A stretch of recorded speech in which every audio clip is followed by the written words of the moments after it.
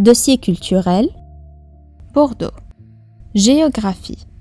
La ville de Bordeaux se situe dans le sud-ouest de la France, à l'embouchure de la Garonne.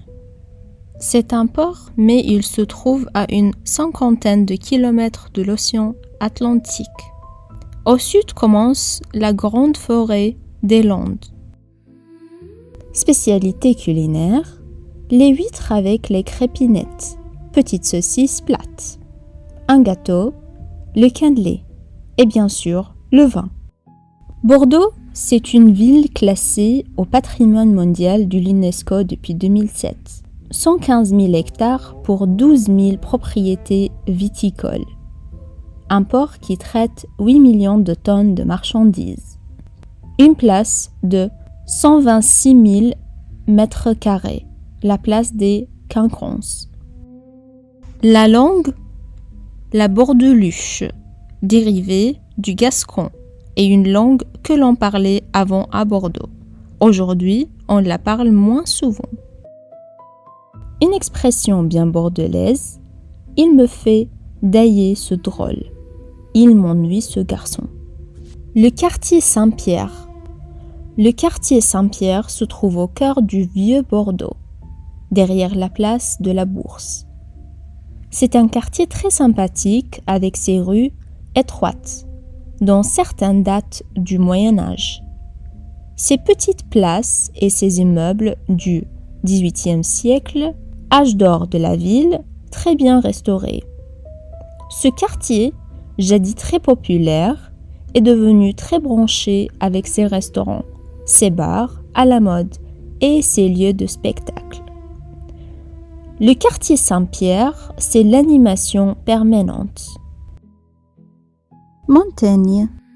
Michel de Montaigne, 1553-1592, vient d'une longue lignée de grands négociants bordelais.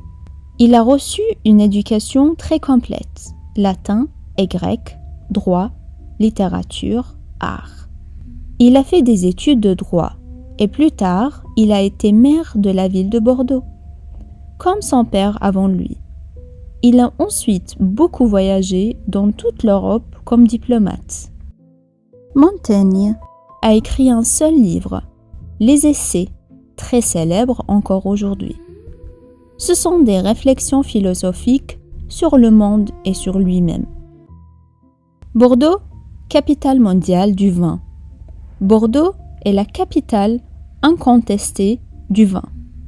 Tous les 2 ans, la foire Vin Expo attire des professionnels du monde entier, 2500 exposants et des dizaines de milliers d'amateurs de bon vin.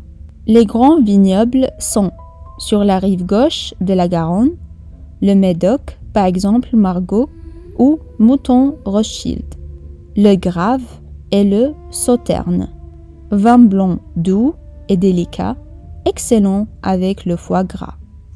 Entre la Garonne et la Dordogne, l'entre-deux-mers, surtout réputé pour son vin blanc sec. Sur la rive droite, le Saint-Émilion, le Côte de Bourg et le Côte de Blé. Bordeaux, porte de l'océan. Le week-end, les Bordelais s'évadent vers la mer. Par exemple, dans le très chic bassin d'Arcachon, qui n'est qu'à 50 km et où ils peuvent faire de la voile. Circuler à bicyclette sur les petites routes forestières. Il existe des dizaines de kilomètres de pistes cyclables.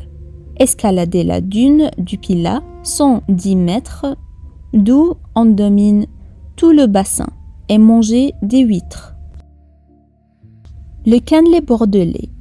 Tous les Français connaissent le cannelé bordelais.